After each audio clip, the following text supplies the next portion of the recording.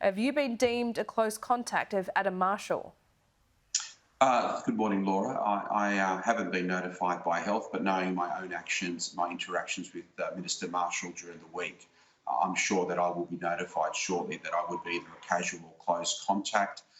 So I've decided to put myself into isolation. I've had a test this morning. I'll await that test result, but in the meantime, I'll stay in isolation here in Sydney. Okay, so are you among many members of the government who are getting a rapid test this morning? When are you expecting those results?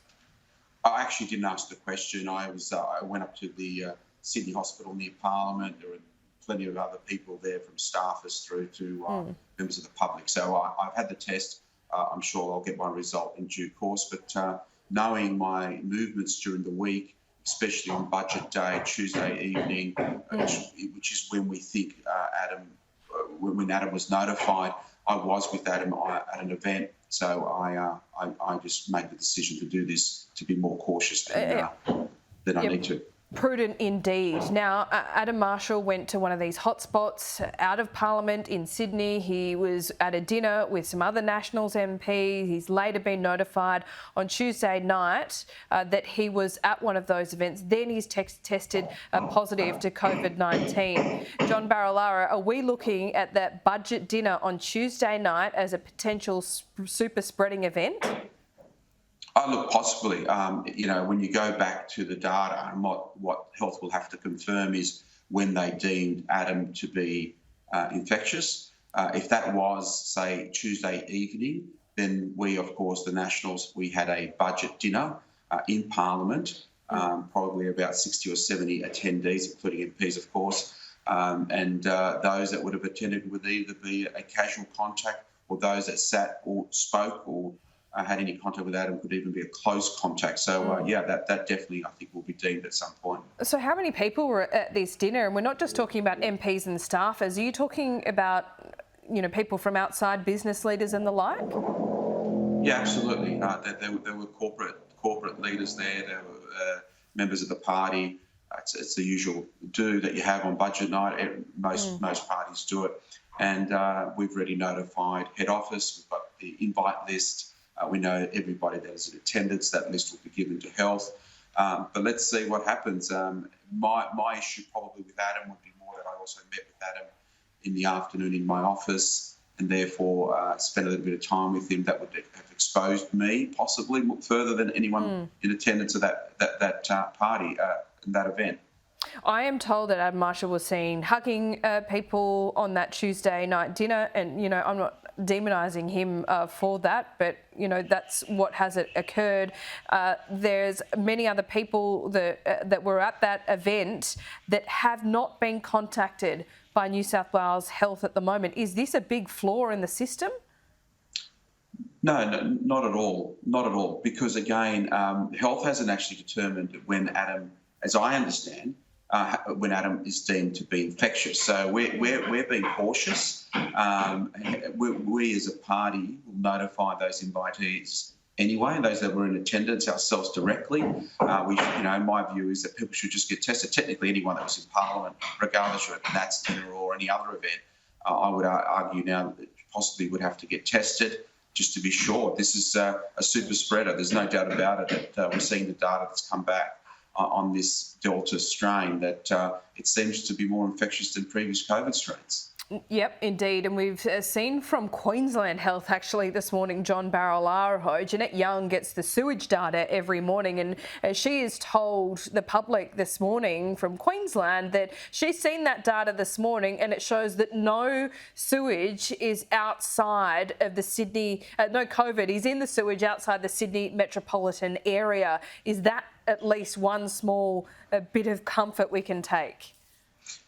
Absolutely, and that sewage data, I know it sounds gross, but the reality is that has been the data that we've been looking at for over the past 15 months to give us insight about what's occurring. We know at the moment we're on the verge of school holidays. The private schools are already in school holidays. People are travelling to areas of the state like the Snowy Mountains to ski. So we know there's movement. This morning I've advised even my National Party colleagues to stay put here in Sydney until we get further advice we don't want to take it back home to the region. So we'll see what happens. But look, good news, it's not in the regions. We don't want to see it in the regions, and that's why yesterday's restrictions and those announcements that those 7 LGAs aren't allowed to leave the metropolitan Sydney area and travel. But, I think we're now at that point. We should just be very, very cautious and keep everyone safe. Well, there's been a number of exposure sites listed overnight, including New South Wales Parliament now. We know that. We're waiting to see the numbers. Are there going to be more restrictions today or even a lockdown? Oh, look, in the conversations that I'm part of, especially yesterday when we made those decisions around restrictions, there'll be more conversations today. One thing we're saying, there's no need for panic, but we flagged yesterday that we would possibly go further on restrictions. I know there's lots of talk about a lockdown, but at this stage, I haven't seen the data from overnight. Some early data seemed okay, but look, at this stage, I'll wait for the Premier's press conference to determine what more we are going to do. But look, again, it's no panic. We know how to manage this. Yep. But it's a reminder to everybody and to get the vaccination. I mean, I got my first shot just on Monday this week, funny enough, and it's a reminder to everybody. Vaccination's the key. I think the whole country is cheering New South Wales on at the moment, hoping that this more lenient strategy does work. But as you sit there this morning, you can't rule out a lockdown, can you? Oh, absolutely not. No way in the world would I rule out a lockdown. And if the data was to be something that was worrying health officials and the advice was to consider a lockdown, I'd put my hand up as a member of the crisis committee team to do so. We can see that sometimes the lockdown is the best way to manage what could be a spreading event that's just slightly out of control. But we're not at that point, and all the data, all the information, what's happening in the eastern suburbs, those 7 LGAs, it's not spread beyond that. So we're very comfortable with what we're seeing. But that doesn't mean tomorrow is another day and we could be in lockdown. All right, let's go back to this one driver that seems to be patient zero here. We heard from Brad Hazzard yesterday that the mask was a requirement and it was in the guidelines. Well, it might be in the guidelines, but it wasn't in the health order. Is that a big mistake?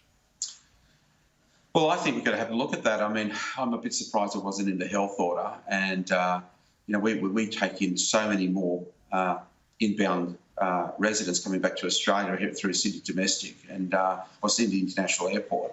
And that concerns me that these practices aren't being followed to a T. And if they're not mandated, if they're not in the order, then that's something we have to consider. But again, common sense prevails. You can put everything in the order, but if people don't wear masks, or don't follow those procedures, you open yourself up for such a breach. But I think there's more to be. I think we need to have a look at this. If this is, again, another area that is not strong enough, as we've done throughout the 18 months, we will change whatever protocols needed.